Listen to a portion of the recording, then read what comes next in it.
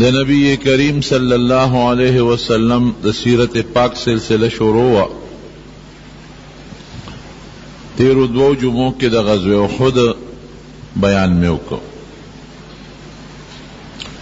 د احد غزوہ جہاد په درېمه هجره کې شوی و، د هجرت په درېم کال.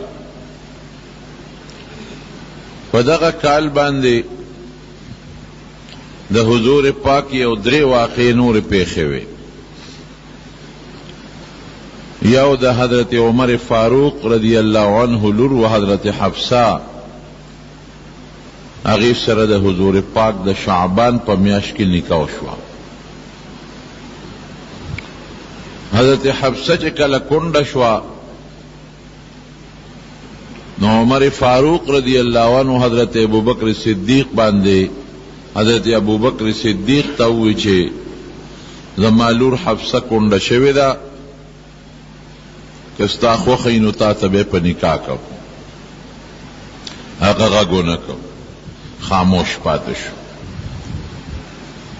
حضرت عمر فاروق رضی الله عنه وایي چې زما زړه کې د ابوبکر نه ګیله پیدا شوه چې یا به دې قبوله کړې وه ها به دې کړي او که دې نه قبلوله نو ویلې به دې چې زه نه کوم. دا خفګان خبره نه ده، نو ته چپ پاتې شوې، د دې تمه کې وساتلم.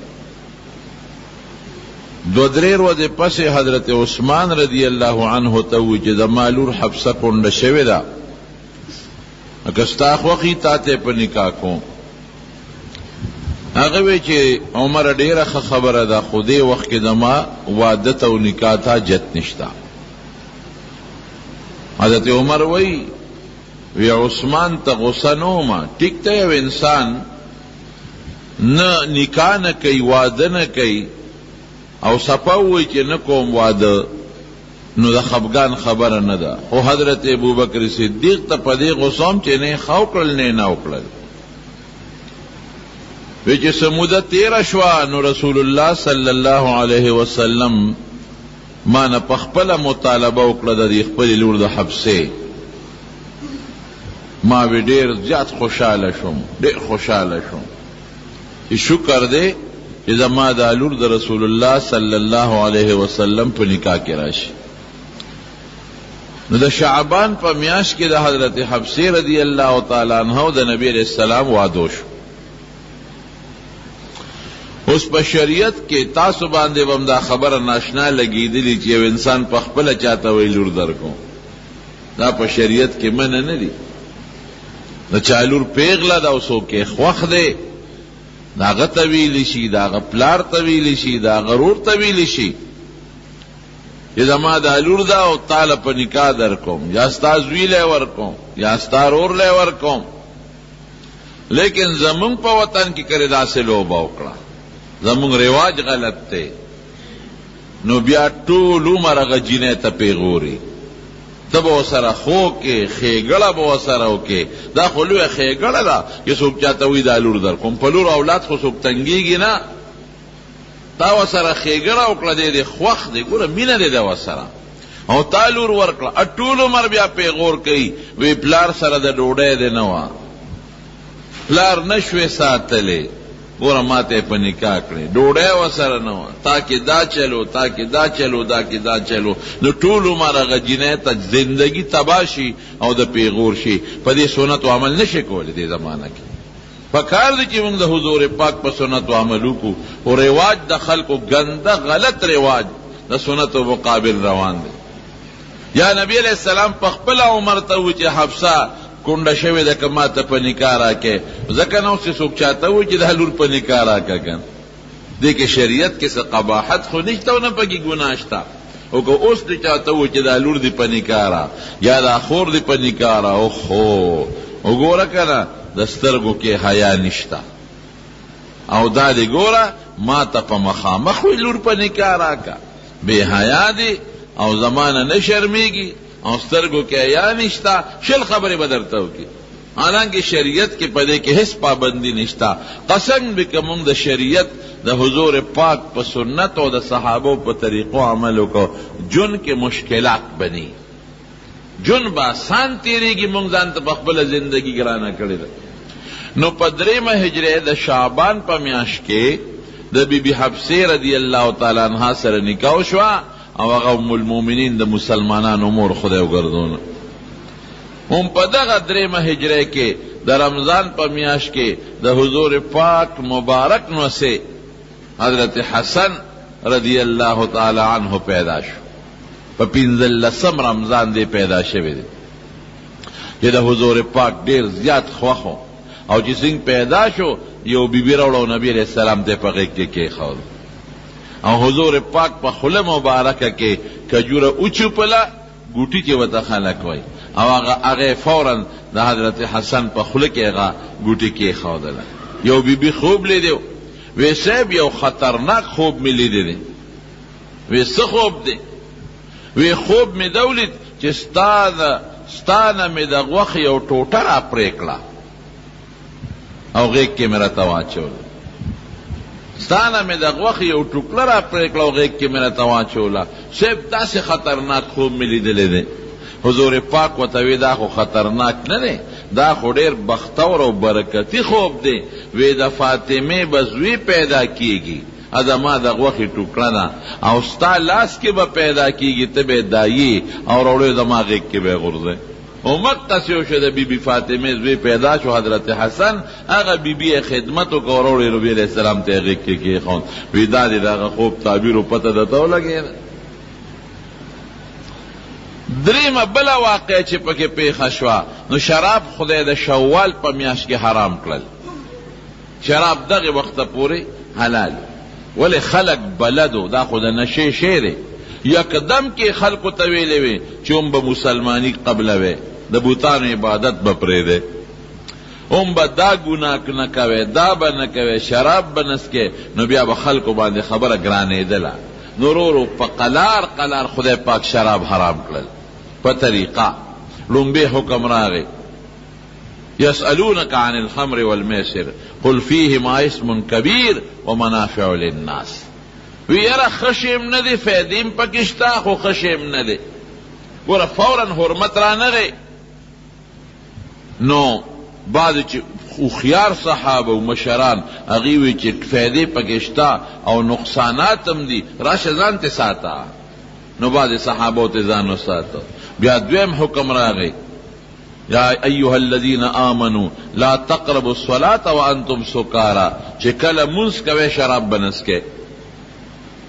نو بیا بعض صحابه وی چې کدا خوي نو بیا به د مانځه په وخت کې په موږ ولې حرامېدل. نو نور هم ته ځان وساته.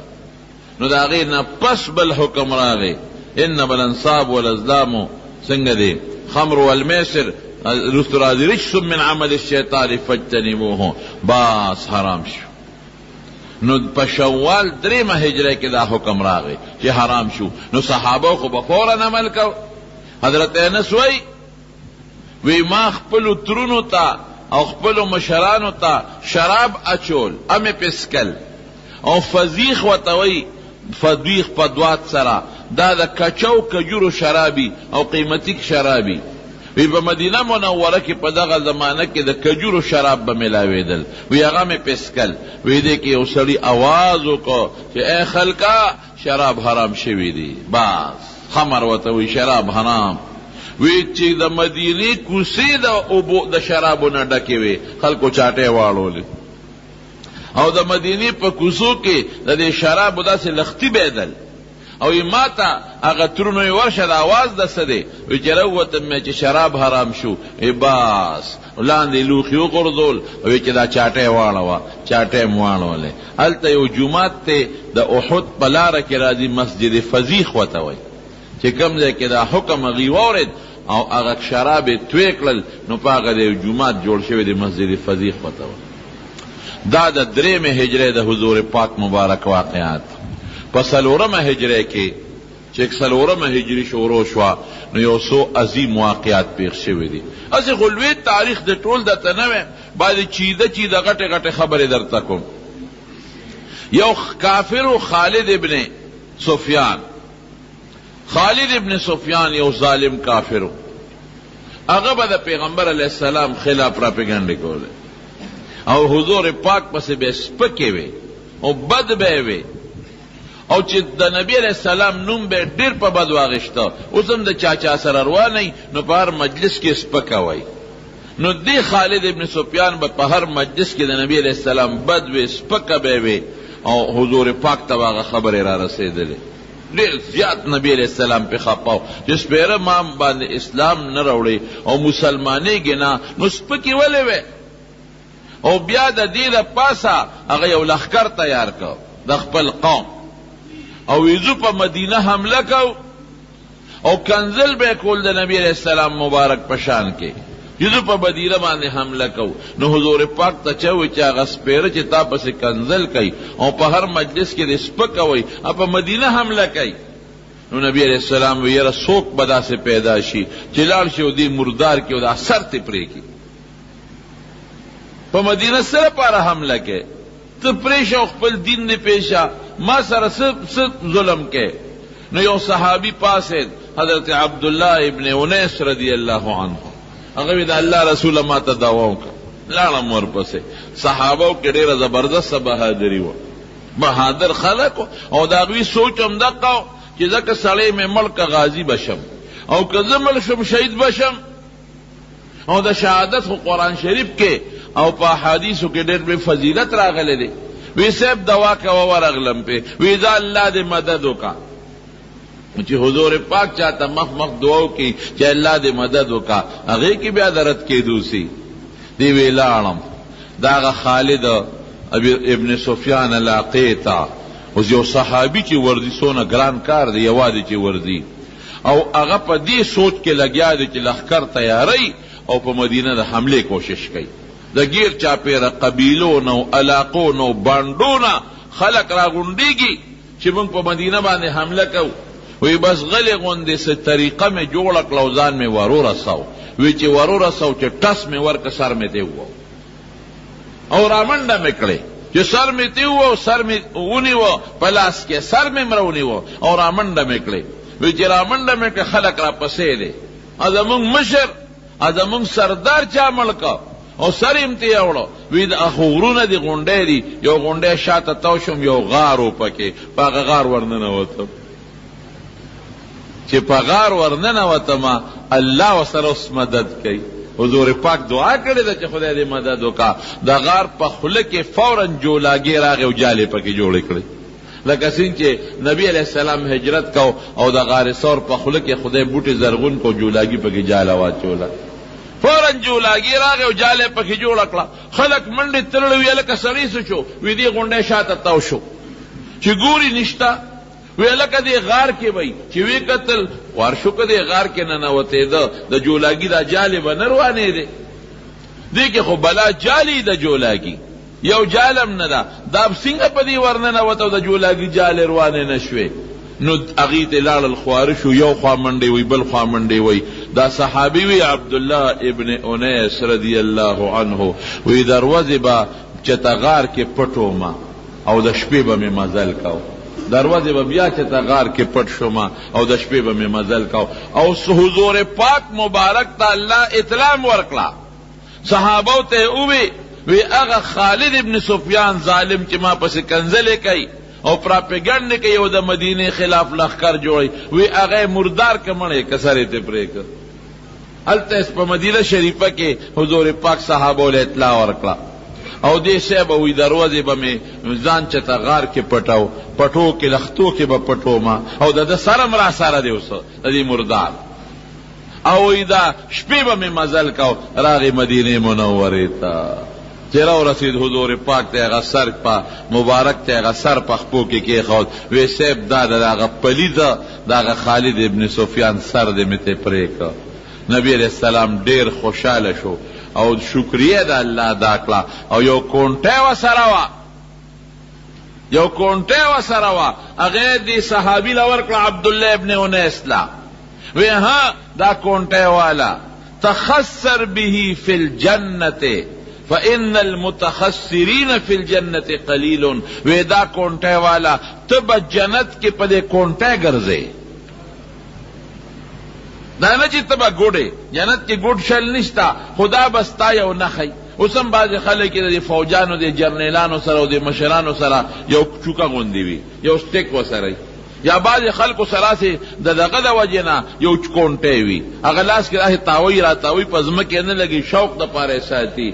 نو وی په دا ځا وی جنت کې به دا کونټی لګي او پکې به ګرځي، او وی جنت کې کونټو والا خلک ډېر کم دی، حضور پاک ورته فرمایي. او دویم ورته څه وایي؟ وایي عبدالله ابن انیس وی دا کونټی به ستا د قیامت په ورځ نښئ، په دې به دې پیژنم. قیامت په ورځ به دا کونټی ستا نښئ، په دې به دې پیژنم. دا ستا نښه شوه. دغې صحابي حضور پاک مبارک او دعا یې ورته وکړه، ډېره دعا یې ورته وکړه، د جنت د تلو دعاګانې یې ورته وکړې. نو هغه بیا د دې کونټۍ حفاظت کو چې دا رانه ضایع نشي، روکه نشي، تر مرګه پورې د هغه کونټۍ حفاظت وکړو هغې صحابي. او چې کله وفات کېده نو وصیت یې وکړو، وی چې ما کله په قبر کې خښ کړه دا کونټۍ ما سره کېدی. نو چې قبر کې کله خښ کړه نو هغه کونټۍ م ورسره کفن کې کېښوده، دفن یې کړه ورسره. دا یو واقع پیښه شوه. ګوره تاسو ته خپل اندازه ولګېده چې د صحابو بادري څومره وه، د صحابو د حضور پاک سره مینه څومره وه. یک سر په غونډ کلي ورځي او د کلي مشر وجني، دا خو اسانه خبره نه ده، دې کې خو به خپل سر بیلی او بیا څومره مشقت کوي او نبی علیه السلام له ځان را رسوي، او بیا حضور پاک د ده د مینې کومه نتیجه ورکوي. کونټی د حضور پاک چاله چې حضور پاک کم شی ورکړی دی هغه به پې فخر کو، وی دا ماله د دواړو جهانو مبارک سردار را کړی، دا نیزه ماله هغه را کړې ده، دا توره ماله هغه را کړې ده، دا جام ماله حضور پاک مبارک را کړی دی. صحابه به پې فخر کو چې دا د رسول الله مبارک نښه ده. اوس چې چاله یو سړی په تحفه کې یو شی ورکي، پلار ورکي، استاد ورکي، یو پیر ورکي، یو نیک سړی ورکي، هغه ځان سره تحفه ساتي که نه ساتي، فخر پې کوي که نه کوي. نو چې د دواړو جهانو مبارک سردار یو شی چاله ورکي په هغې به څونه فخر کوي. نو یو دا واقع پیښه شو په 4مه هجرۍ کې. بله یو په محرم کې بله یو واقع پیښه شوه په 4مه هجرۍ کې د سفر په میاشته کې. هغه داسې وه چې مدینې منورې ته څه بعضې ظالمان رالل، او چې څنګه رالل نو د ظاهر کې خپل اسلام ښکاره که، او حضور پاک مبارک ته موږ مسلمانان یو. عدل او قاره د دې خلکو رجیع دا گیر چاپیرا د مکې او د مدینې په منځ کې بعضې خلک اوسېدل، قبایلي خلک و بدماشان، اجرتي قاتلان، دا ځای په ځای خوارو او غله ډاکوانو چې قافلې بتلې دوی به لوټ کولې، او چې څوک به یې ومنتل مال به یې ترې واخېسته، او چې چاته به هم د کرۍ د قاتل ضرورت و نو به دوی له به یې پیسې ورکړې. دا به ورسره 120 کسان لاړل او جنګونه د بل دپاره به په کرۍ جنګونه کول، په پیسو به جنګونه کول. د مکې کافران چې کلم د حضور پاک خلاف هغوی لشکرکشي کړې ده، نو دا د کرۍ ټټوان به ورسره دوی له به پیسې ورکړې، او دوی به پیسې واغېشتې، بس پیسې به یې ورکولې او مرګونه به یې کول، قتلونه به یې کول، ډاکې به یې کولې، او د نبي علیه السلام خلاف به د مکې خلکو پیسې ورکړې او تورې به ورسره به ګرځېدل به. نو دا خلق چیو دی دا قبائل دوی صلاح وکړه، د مکې خلکو ورته ووې چې په بدر کې زمونږ بعضې مشران مسلمانانو وجلي دي، او په احد کې زمونږ بعضې مشران مسلمانانو وجلي دي، د هغې بدل به راله څنګه والی. دې سره په پیسو خبره وکړه. هغې وایي داسې کار به وکړو چې لاړ به شو او مونږ به نبي علیه السلام ته کینو، مونږ به ورته ووایو چې مونږ مسلمانان یو، او بیا به ورته وایو چې صاحب زمونږ ټول قوم مسلمانېږي، یو څو کسان قاریان راکه عالمان چې مونږ یې بوځو زمونږ قوم ته اسلام وښیي، نو په دې بهانه به مسلمانان روچت کو. نو چې راولو نو په تاسو به خرڅ کو، پیسې به راکې، او تاسو به د خپلو سردارانو چې احد او بدر کې مړي د هغې بدلې به ترې والی. وی بس ډېره ښه شو. نو یو څو ظالمان لاړل مدینې منورې ته، او حضور پاک ته وی صاحب مونږ مسلمانان شوي یو او زمونږ قوم هم ټول مسلمانېږي. ډېره ښه ده، حضور پاک خو په اسلام د خلکو خوشحالېده. وی صاحب زمونږ قوم ډېر دی، تا ته پته ده، او ګیر چاپېره قبایل دي او ډېر په بدعملو کې مبتلا دي. نو که تا یو څو کسان قاریان راکړل چې دا مونږ بوزو او په خپل کلي کې به دیره کو، نو خلکو ته به ایمان او اسلام هم وښیي، ښکلی عقیده او عمل او اخلاق به وښیي، ټول خلک به مسلمانان شي. او زمون قوم خو کېږي مسلمانېږي، یو څو کسان راکا. نبی علیہ السلام خوشحاله شو، وی ډېره ښه ده. نو یو لس قاریان یې ورسره ولیږل. هغه قاریان هغه زمانه کې به قراء عالمانو، لس عالمان. هغې وی صاحب د عاصم خو پکې خامخا راکا، عاصم ابن ثابت انصاري دی چې ښکلی قاري و، اواز یې ډېر ښه شته. او ده په احد کې یو سړی سلافه یو ښځه وه، د هغې پلار یې وجلی و. هغې سلافه ورته ویلي و چې که زما د پلار دا قاتل د عاصم هم راوسته نو زه به دومره پیسې دله درکوم. نو هغې دې ځکه مطالبه وکړه، وی صاحب د دې عاصم اواز ډېر ښه شته دی او ښکلی قیرت وی، دې خو پکې خامخا راکه. حضور پاک وی ډېره ښه ده. دا لس کسان قاریان دا نبی علیہ السلام دغه خلکو له ورکړل، وی زه هغوی ته مسلمانی او دین ښایې او دعوت ته اسلام چلوې او تبلیغ د دین کوې او چې ګیر چاپېره کمې قبیلې ټول ته دین ښایې او پټ ورته حضور پاک یو بله ډیوټي مواله کړه. وی مونږ له لږه جاسوسیم د مسلمانانو کوې، ځکه چې ګیر چاپېره دشمنی دي او د مکې خلکو سره دشمنی دي، نو دا جاسوسیم کوې که چېرې مکې والا خلکو بیا په مدینې د حملې اراده کوله یا بلې قبیلې کوله نو مونږ ته به اطلاع را رسوې. هغې وی ښه. دا لس قاریان صاحبان، د قرآن لستونکي، دا علما، د صفې خاوندان چې حضور پاک سره په صفه باندې ناستو او د رسول الله صلی الله علیه وسلم نه به دین او قرآن زکو دی ورسره کړل. چې لاړل هلته یو قوم بنو نحیان، دا بدماشان ما درته وختي ووی، هغوی ته خو پته وه چې په څه طریقه په دوکه به مسلمانان راولي. دا چې کم تلي ورپسې د دوی نه یو کس چې د ځان له شو بس بانه باندې، او هغه قوم ته الوي چې لس مسلمانان هم را روان کړي دي. وی کم ځای دي؟ وی فلان کی ځای ته م را رسولې دي. وی زه ډېره ښه ده. نو 200 بدماشان ورپسې راووتل.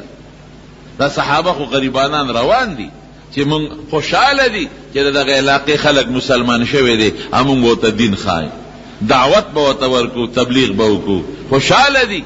او هغې 200 کسان ورپسې راوچت شو. نو قدمونو نښو ته ګوري، د قدمونو نښو ته، نو د لسو کسو قدمونو خو پته لګي. وی تاسو نه کوم ځای بیل شوي دی؟ یو کس ته وی دې ځای پورې ورسره زه یو ځای رالم، په دې لاره لاړل. نو هغې ورپسې روان شو.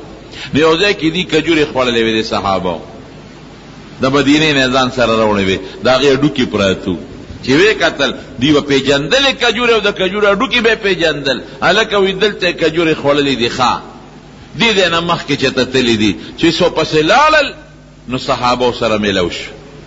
او صحابه لس دي، دا 200 دي، دا بدماشان. او په دې 200 کې 100 تیرانداز دي، د غشو ویشتو والا دي. و چې صحابه ولیدل، اوهو دا خو مونږ سره دوکه وشوه، مونږ خو یې په دوکه راوستو، مونږ ته خو یې وی چې زمونږ قوم مسلمانېږي، دین به ورته ښایې، او دا خو یې راپسې بلا بدماشان لښکر راوسته. نو صحابه یو غونډی و هغې ته یې وختل.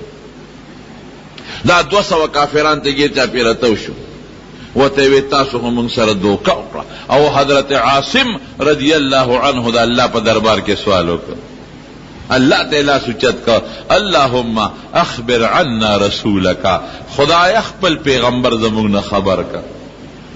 مونږ خو ګیر شو، مونږ سره خو وسلیم نشته، او دا 200 سره مقابله به څنګه کوو؟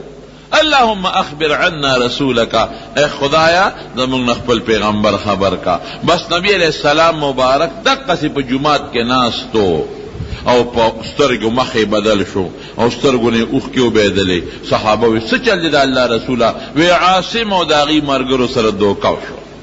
اوس جبریل راغی ماته علم، دوکه شو، ظلم شو او ګیر شو. اوس داسې ځای کې دي چې صحابه مدد لم نشي وررسېدی، هغه مکې ته نږدې خلک دی، سوونه کیلومیټر مزل دی.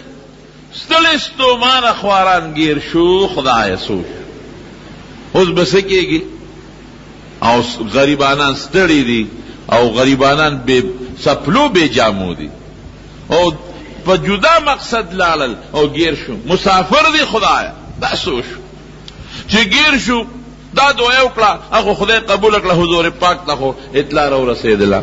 د کافر وته سوي الکوي مونږ خو تاسو استقبال لراغلی را کوشه څه د تنوایو دا غي مقصد دا چې دا لس جمدیو نسو نو په مکه باندې په کافرو خرڅ کو بلا پیسې به پیو غټو او د مکی کافر به د خپل مشرانو په سر کې یو مړ کی.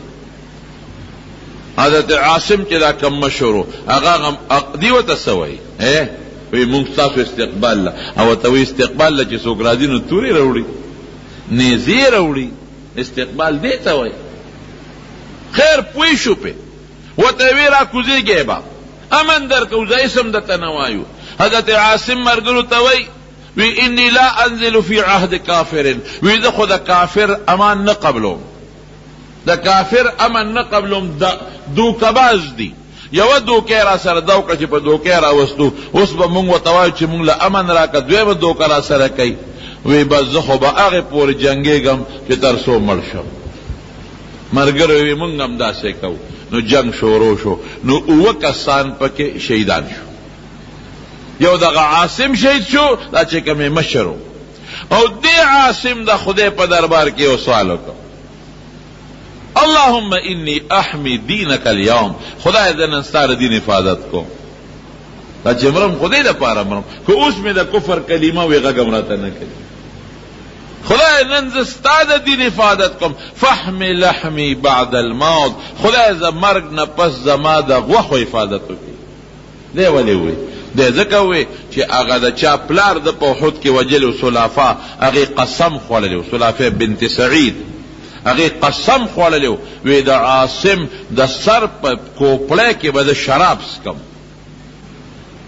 تر څو چې مې د سر پرې کړی نی او د سر دا کوپړی دا جام مې کوس کړی نی او په دې کې مې شراب نیس کړی نه به صبرېږم هر څونه پیسې چې لګي خو زه به دا چل کوم. نو ځکه یې ورته وي چې دا عاصم مونږ له راوله ده ته پته وه نو د یو د څو وی خدایا احمی دینک اليوم زه نن ستا د دین حفاظت دپاره راوتیم فاحمی لحمی بعد خدای د مرګ نه پس زما د غوښو حفاظت وکړې زما د وجود حفاظت وکړې او یا الله زما په دې سر کې ستا قرآن پروت دی د قرآن حافظ دی قاری دی دې سر کې دې مازغو کې ستا قرآن پروت دی نو چې ستا د قرآن په جام کې خدای څوک شراب سکي شراب خو حرام شوي و کنه دغه مخکې ما درته وویل که دې سر جام کې څوک شراب څکي دا به خدای زما هم بېعزتي وي ستا د قرآن به هم بېعزتي وي نو خدای زما د دې سر حفاظت وکړه.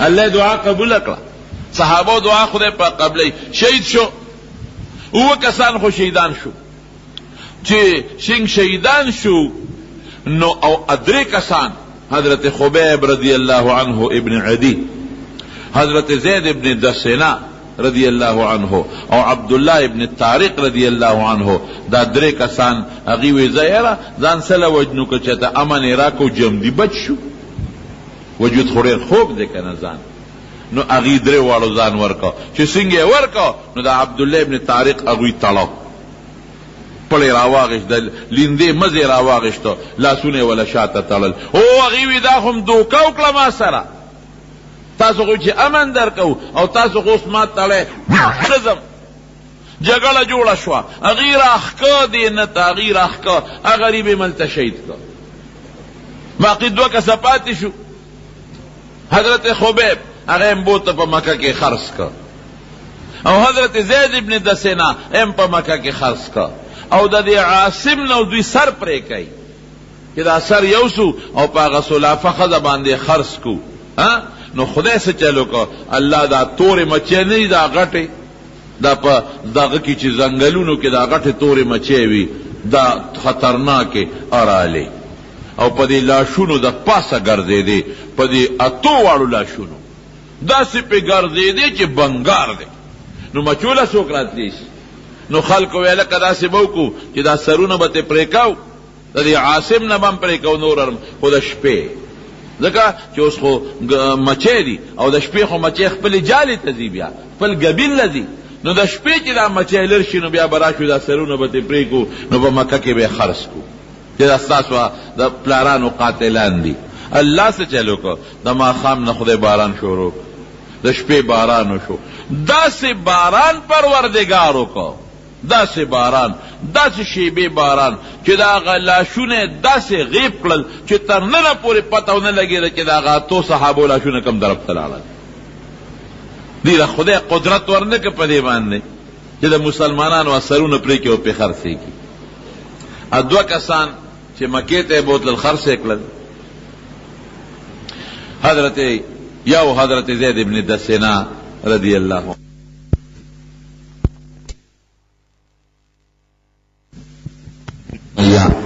لکه د امیہ مردار کړو وجل یو هغه واغشته او بس هغه خو وتاړو صبر ونکو او نیغه د مکې مکرمه د حدودونو بار او استنعیم وتوي چې کوم ځای کې مسجد عائشه ده او خلق داغې نه اوسم د عمرې نیت کوي هغه ته زمین حل وای ندی الته زمین حل ته د حرم د حدودونو بار وسته او الته کې شهید کو او چې کوم وخت کې شهید کوي نو بار اوچت کو او په ستن پورې وتاړه بارا او پنیزو یو سوی چې ساته وباسي نو ابو سفیان ولا راغی دغه وخت کې د مکې د کافرانو سردارو رستو خدای مسلمان کړي دي خو دغه وخت کې خلوی دشمن دی راغی وی عاصمه وی زیده وی یو ارمانو کا نو پریدو دی یو ارمانو کا نو پریدو دی وی سارمانو کم وی داسی وای چې ارمان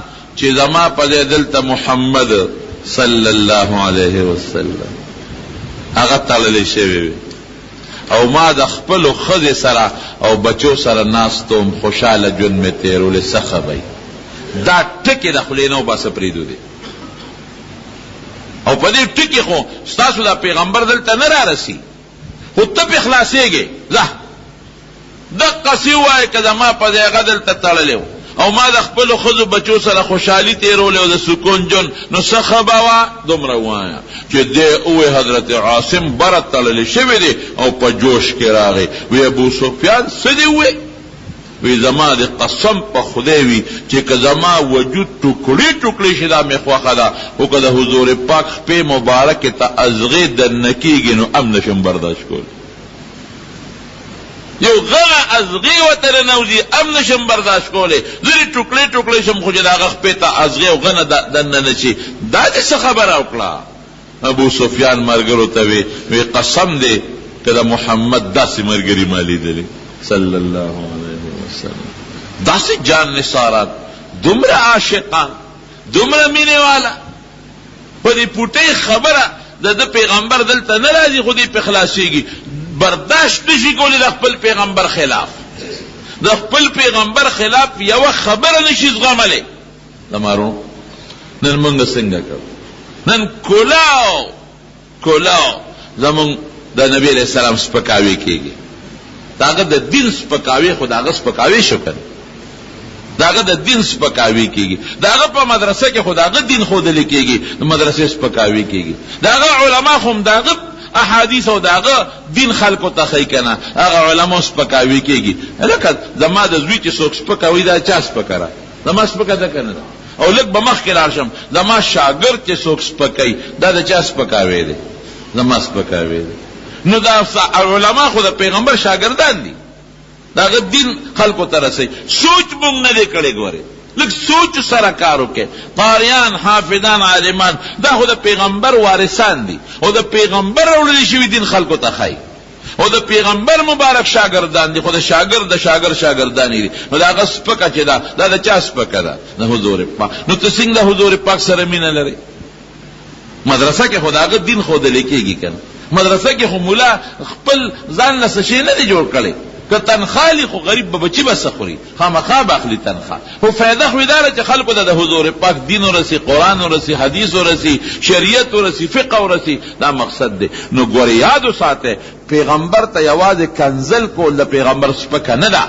دغه د پیغمبر سپکه ده خو د پیغمبر وارث ته کنزل دام د پیغمبر سپکه ده د پیغمبر چې کومه بر دین ښودلی کېږي هغه مدرسې سپکه ویل دم د پیغمبر مبارک سپکه ده او چې د حافظان او قاریان چې ته رسئ د هغې سپکه دم د پیغمبر سپکه ده مسلمان چې یې او د حضور پاک سره دی مینه نو چې څوک د حضور پاک د دین خدمت کوي، کم ازمکه کې د حضور پاک د دین خدمت کیږي، کم خلق د حضور پاک وارثان دي د هغه د مخه به د هغې خلکو قدر کوي. دا بسته ایمانی د مارونو. نو هغه حضرت زید ابن دسینه غریب خوی په دې کې شهید کو. حضرت خبیب ابن عدی رضی الله عنه هغه یو چا باندې خرج کړو. د حارث لور ده رست مسلمانه شوې ده. هغه وی مونږ په بیا واغشته چې مونږ به د خپل پلار په قتل کې مړ کو، د مونږ پلار یې وجلو. نو د حرم اشهر حرم ورته وایي د محرم په دې کې به دوی دغه نه کو وجل نه کول.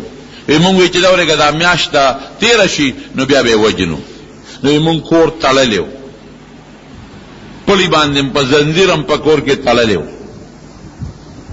دا حضرت خبیب رستو بیا چې مسلمانه شوه قصې کوي وی والله ما رأینا اسیرا قط خیرا من خبیب. وی قسم دی که د خبیب نه بهترین قیدي مونږ په دې سترګو لیدلي. لقد رأيته يوما يأكل عنبا ويورز ما أولد چه انگور خوالل وما بمكة من سب او پدغ زمانه که پا مکه مکرمه که میوام نوا وإنه لموسق بالحديد او دی پا زنزیرم تلل شوه ده دا اسپنی پا زنزیر. نو مکه کې میوام نشتا او د اوسپنې په زنځیر تړلی شوی دی نو دې میوې پسې کم خوا لاړ. مونږ خو نه ورکولی زمونږ خو دشمن دی. مکه کې میوام نشتا. وانه لرزق رزقه الله خبیبا. وی دا هغه روزي وه چې خدای حضرت خبیب له ورکول. انګور به له خدای غونچک ورکا. بی بی مریم معشومه ده هغې له خدای پاک دروازه دننه جرنده دروازه دننه روزي ورکوله که به یې نه ورکوله؟ دا الله ورکول. نو چې کله مونږ دې وجه وی د مرګ نه مخکې د مونږ ته وی چې یو چاړه راکېراله چې زه په هغې را خپل صفحه وکړم. وی ما ولې یو چاړه ورکړه.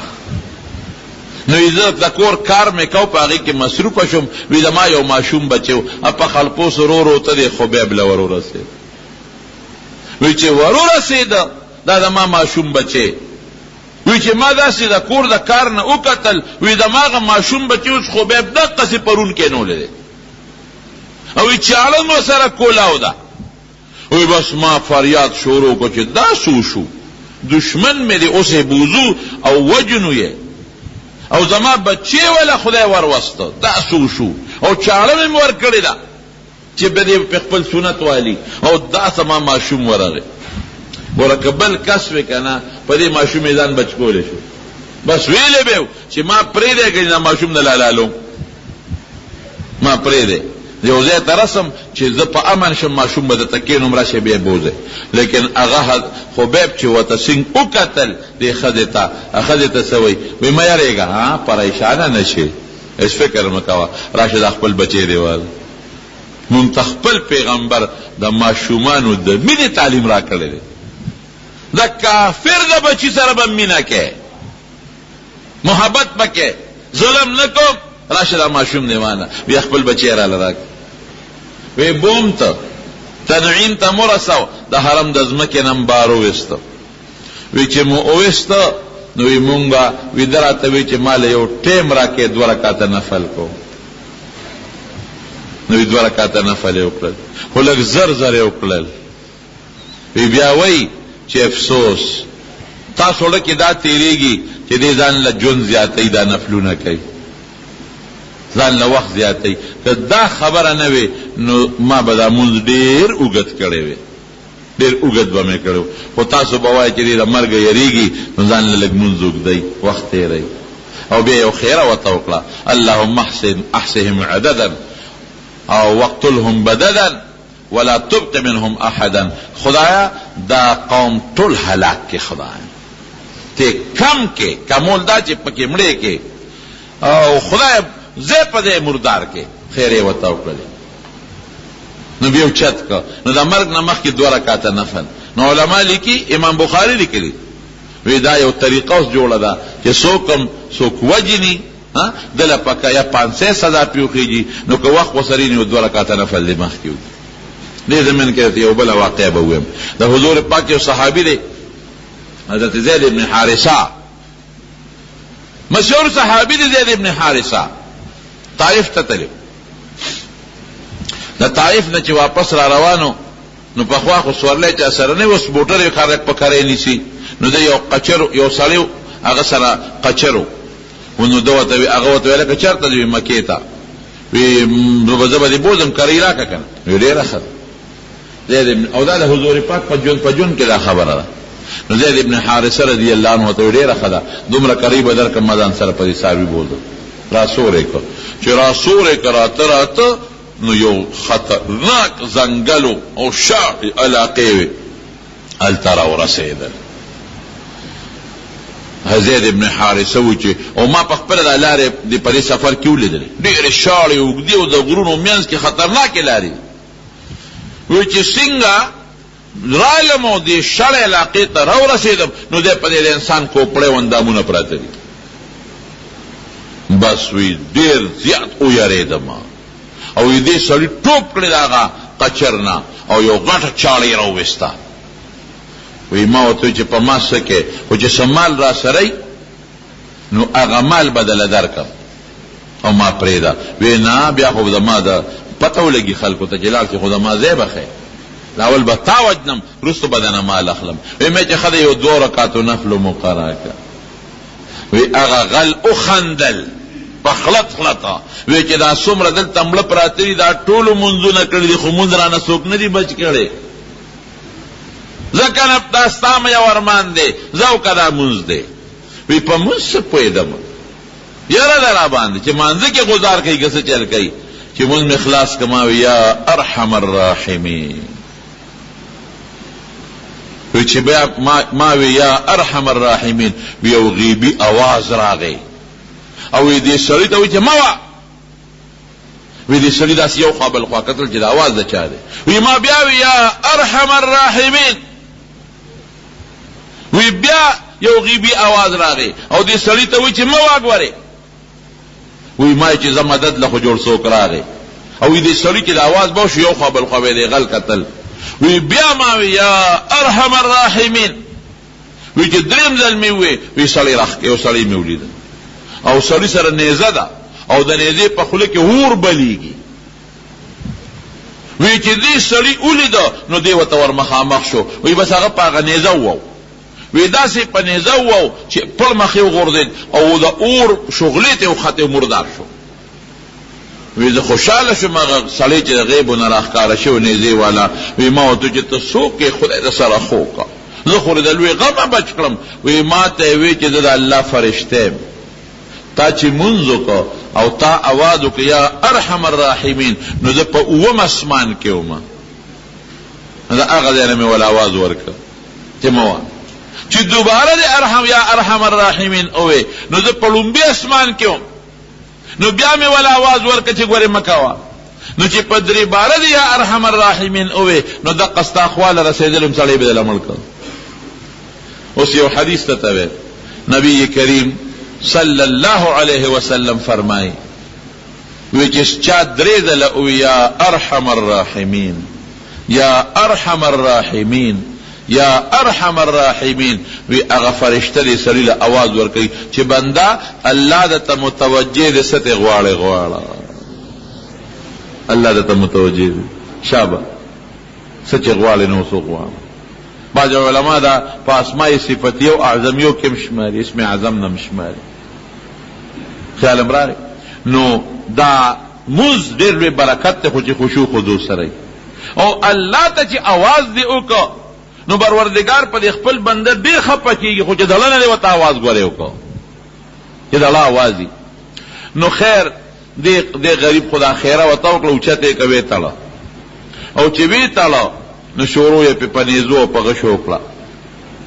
نو دی یو شعر ووی ولست ابالي حين اقتل مسلما على اي شق كان لله مسرعي وذلك في ذات الاله وان يشاء یبارک علی اوصال شلو ممزعی. بخاری شریف کې دا شعر شته په جلد ثانی کې. وی چې دا خدای لار کې مرم دا الله د رضا دپاره، وی اس پروا مې نشته. او وی که خدای وغواړي نو زما په دې ټوټې ټوټې اندامونو کې به خدای برکت او خیر واچوي. چې مسلمان مرم اس پروا میں نشتا. لست ابالی حين اقتل مسلما على اي شق كان لله. په هر طرف چې پریوتم پروا میں نشتا، پړ مخې په شوق په ډډه، خو چې د الله دپاره مرم نو پروا میں نشتا. ولې صحابو ته پته و شهادت به خدای راکړي. د شهید کو ډېره لویه مرتبه ده. وذالک فی ذات، او زما د امر خو د الله دپاره دی، د الله د رضا دپاره دی. چې خدای غواړي زما ټوټې ټوټې اندامونو کې خدای برکت واچي. صاحبه ګزارونه یې پرې وکړه، شهید شو غریب. خو ده هم یو ټکی ووی، دی چې کله مړ کېده نو ده یو اواز وکړ، الله وی څوک شته نه چې زما خبر زما سلام رسول الله ته ورسوي صلی الله علیه وسلم. لیس احد یو کس نشته یبلغ منی السلام لرسول الله صلی الله علیه وسلم. اللهم فبلغه منی السلام. علامہ عینی لیکلی دی په شرح د بخاری کې، خدای زما سلام رسول الله مبارک ته ورسوي. نو حضور پاک په دقه سي بیا په محراب کې ناستو او فورا سترګو نه اوښتي وبهدې، وی وعلیک السلام یا حبیب. حبیب پتا یې د الله، یا حبیب پتا یې د الله سلام. او صحابه ته چې حبیب شهید شو، دی غریب خو شهید شو. نو نبی علیہ السلام یو دو صحابه کرام لېږل، یو حضرت زبیر رضی اللہ عنہ، یو حضرت مقداد. وی لاړ شه او حبیب به بره تړلی وجود یې راله راوړی. خبیب به بره تړلی وجود یې راله راوړی. دا هم لویه قرباني ده چې په دوه کسره هغوی غریبانان په آسونو باندې رالل، چې رالل د ده څلوېښت ورځې شوې وې چې دې بره بانډه و. ګوره څلوېښت ورځې چې نورونو ته یې مارغان راځي، هغوی به دې ته پرېښوده چې دا مارغان یې غوښې وتښتئ، نور پې لږ اسخابه شي بوی به کوي، مارغان به یې خوښې وتښتئ. څلوېښت ورځې بره په نور تړلی شوی دی، وجود یې همغسې تر و تازه دی. او څلوېښت ګیر چاپېره ته څوکیداران دي چې څوک یې ونه تښتئ. حضرت زبیر او حضرت مقداد وی چې مونږ رالو ومو کتل، وی څوکیداران دي. وی ما ورته ملګري ته وی راځه که وجدي مونږ دې مړه شو خو شهیدان به شو که نه. خو حضور پاک وی راویست پړی د هغه خبره منو. وی نیغ پې ورلو شپه ده وسو، وی وجود مله راوسپړده تر و تازه، تر او د مکې ګرمي څومره سختۍ، وجود مله راوسپړده او ځای مو وله مخکې په یو اس برابر کړی، په هغې مو وله وجود هغه لاش کېښوده او وی بس راوتښتېدو رالو. هغوی وی اړو راته نیغ نیغ کتلو مونږ یې ونه لیدو.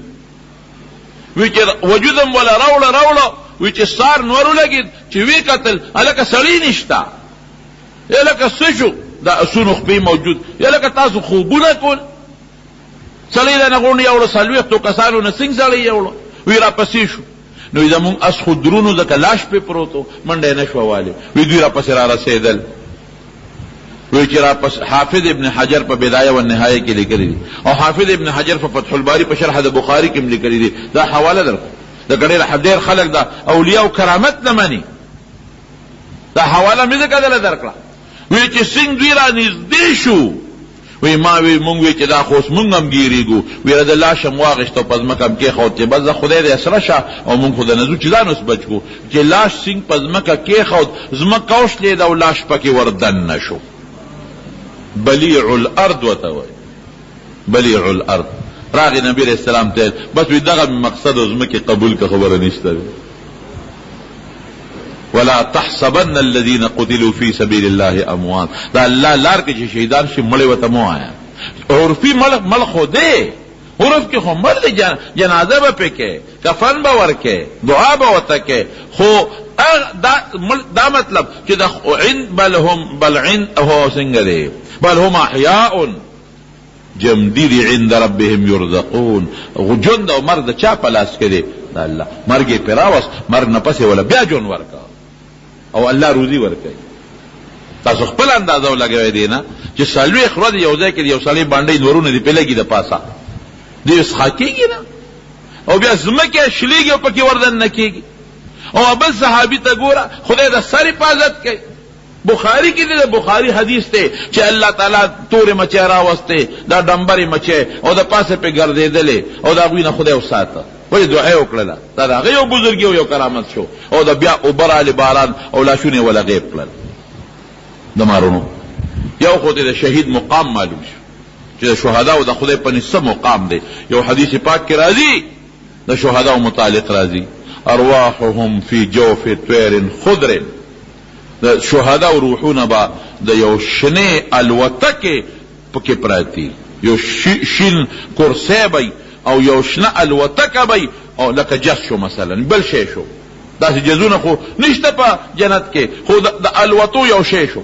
هغې کې به دا روح پروت لها قنادیل معلقه تحت العرش د الله د عرش لاندې به د هغې جالې بی د هغې ځای نه بی هلته به دا روحونه پراتی تصرح من الجنة حيث شاءت چې کوم ځای خوښوي نو په جنت کې به چکرې لګوي د شهید دا مقام دی د خدای په نس ولې د الله په لار کې د خدای د دین دپاره یو سړی ځان قربان کی او د حضور پاک د محبت دپاره یو سړی ځان قربان کی د حضور پاک او بیا د نبی علیہ السلام په حکم ځان قربان کی خو دغه دین خو له دغه قربانو برکت دی چې موتا ته رسېدلی دی که نه که صحابو دا شهادتونه نه وي شوي او دا جهادونه یې نه وي کړي او دا قربانۍ یې نه وي کړي دا دین به موږ ته څنګه را رسېده او په اسانه نه را رسېده نو دا د صحابو قرباني د دین دپاره محنت او د صحابو لوی شان او بهادري او د خدای د صحابو سره مینه او محبت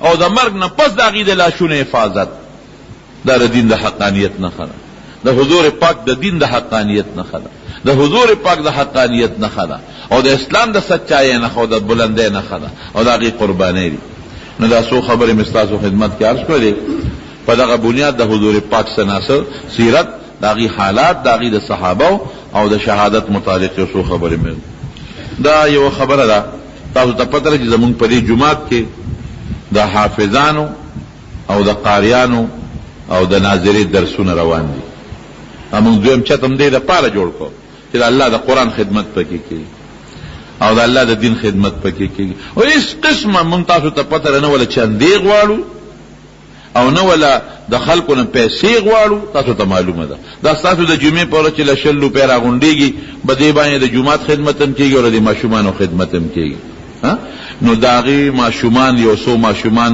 فارغ شوي دي د 9 په ورځ باندې به د هغې دستاربندي وي دلته د هغه وړو د 9 په ورځ راتلونکې 9 په ورځ باندې به د هغوی دستاربندي وي 3 بجې د 3 بجو نه د مازدیګر د بانګه پورې مازدیګر مانځه پورې راتلونکې 9 ورځ 3 بجې د مازدیګر د بانګه پورې نو تاسو خو زمونږ د جمعې مقتدیان هم یې او ستاسو روپۍ او په 2 روپۍ دا مدرسه چلیږي هم چې تاسو کوئ نور خو موږ نه چندې غواړو چې سوالونه ولا کوو او خدای پاک یې چلی او تاسو خوش قسمت تاسو هم خوش قسمت چې تاسو په دغه 200 روپۍ د خدای د قرآن دلته خدمت کېږي او د دې محلې خلک هم خوش قسمت دي د دې محلې خلک دا هم خوش قسمت دي چې د دې په دې محله کې ځکه د محلې خلک هم خدمت کوي که محلې خلک هم خدمت کوي او جومات ته د محلې د خلکو دی نو د محلې خلک هم خوش قسمت دي چې الله تعالی د هغې په ګوند کې د هغې په جومات کې د قرآن شریف دغه یو لوی خدمت روان کړی دی نو چې څومره دوستان یې د راتلونکې 9 په ورځ باندې 3 بجې انشاءالله دغه ماشومانو سره په دا خوشحالۍ کې ځان شریک کړي چې کم ما کم د لرې ځای وي پېښور یو ځای بل ځای خیر دی هغوی خو تکلیف نه کوي خو چې کم داسې د نږدې علاقې ملګري وي نو دا هغه ماشومان دي د قرآن خوشحالي یې ده نو که تاسو د هغه ماشومانو بچو سره د قرآن په دې خوشحالۍ کې ځان شریک کړه انشاءالله خدای به دله په هغې باندې اجر او ثواب درکړي او ماشومان هم خوشحاله شي او د قرآن د حالاتو نه به انشاءالله الذي څه ناڅه خبر شي ښه جي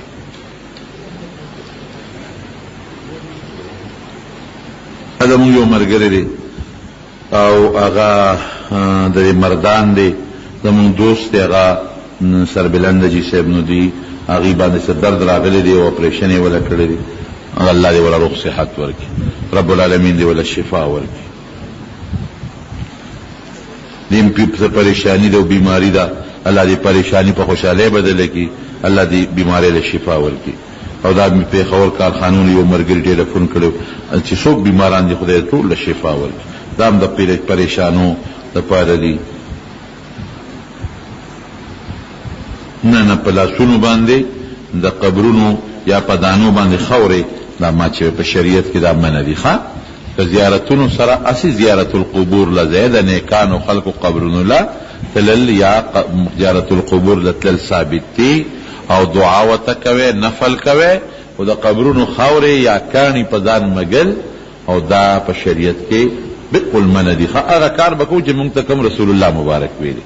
خپل سوچونه منع کړو. دعا وکړئ رب العالمین خدای ته دغه صحابه کرامو چې د دین لپاره کومې قربانۍ ورکړې دي، خدای دغه دین له کامیابي ورکړي، کامراني ولا ورکړي، او ته دا دین خور کې، او خدای د دې دین حفاظت وکړي. الہ العالمین مونږ دغه صحابه په نقش قدم باندې روان کې، د حضور پاک تابعداري مناسبه کې، د شیطان او د ګناه نه پروردګار او د هغې د اسبابو نه وساتئ. الله په زړه کې د دین مینه محبت واچئ. څوک چې مریضان دي ته وله شفا ورکړي، دغه ورور چې د اپریشن د مثانې یې کړی دی هغه ته هم دعا کوئ چې خدای وله شفا ورکړي، روغ صحت وله خدای پاک ورکړي. نور که بیماران دي په کورونو هسپتالونو کې الله ټول له صحتونه ورکړي. څوک په پریشانو کې مبتلي خدای پریشانۍ وله په خوشحالو بدلې کړي. که څوک قرضداري قرضونه اخلاص کړي، پروردگار زموږ د دواړو جهانو خیر نصیب کې، بچی مو نیک عمله صالحان لوی کې، او د لوفرو نه وساتي، په خپلو مقصدونو کې کامیاب کې، مشران او مردگان هم خدای مغفرت نصیب کې. حاضر جمع کې څومره مسلمانان دوستان دي چې د خیر او د برکت زندگی نصیبه کې، د کاروباري رونو په کاروبار کې برکت واچي، ځمکو چې څوک کړي د هغې په زراعت کې برکت واچي، د چا روزګار نه د حلالو ښه روزګار وله ورکړي، او تم د چا څه حاجتونه ته ولا حاجتونه قبول کې، او اخر وخت کې په خپل دا کریمه نصیب کړي چې لا اله الا الله محمد رسول